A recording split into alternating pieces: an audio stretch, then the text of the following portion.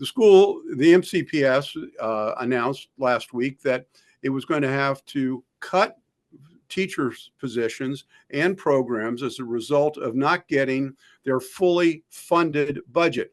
My goodness, the county council funded 99.2% of the Montgomery County school budget for a total of $3.3 billion.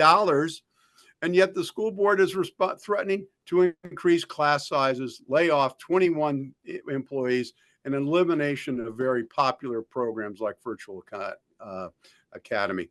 Cary, why all the wailing and gnashing of teeth over minor cuts to the budget?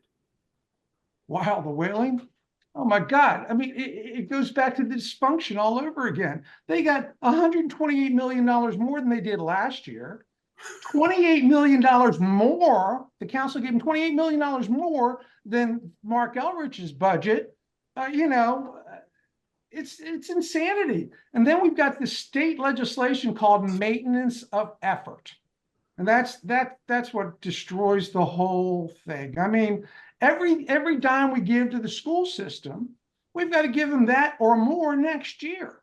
And if you remember, our enrollment deals with ebbs and flows.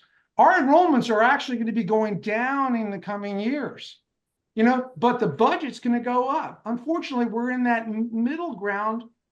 And another thing, think about this, the way they're spending the money. $9.7 million settlement for sexual assault, $1.3 million payoff to former Superintendent Knight. The Biederman fiasco. Then this week, we hear about an alleged assault by another school principal. Where's the money going to come from? I mean, that's a big problem. Well, it's not a question of money because, Mark, this is an organization that received a 3-year revenue increase exceeding 20%. And it's now claiming that layoffs are warranted.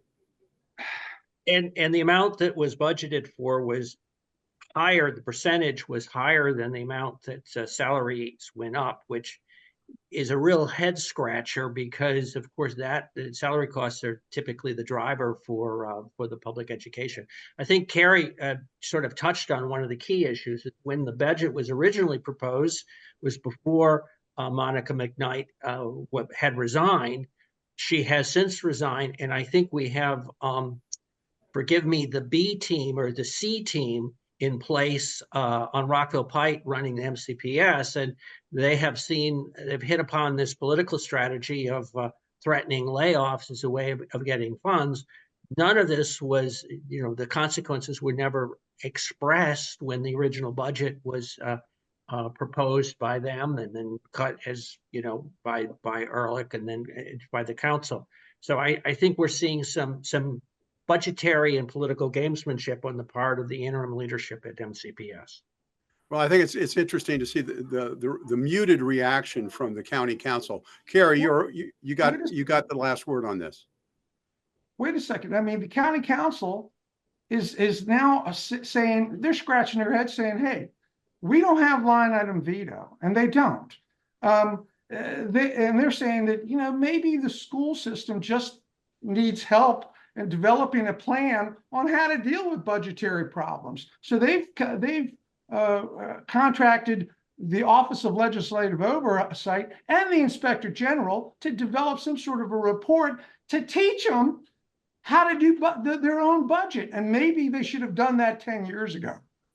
I don't know.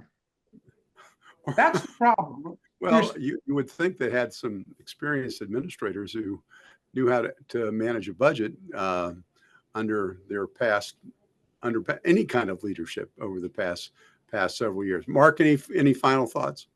Well, I think we've touched upon it. I think there's a vacuum right now while they look for a new full-time superintendent, and interim leadership has made some really unfortunate choices. They should be able to budget. They're getting increases. They can certainly fund the agreements that they've reached. There's really no need for the threats that they're making. Yeah, I find it interesting that the interim leadership is doing this, because usually they don't stick their neck up yes. too high. So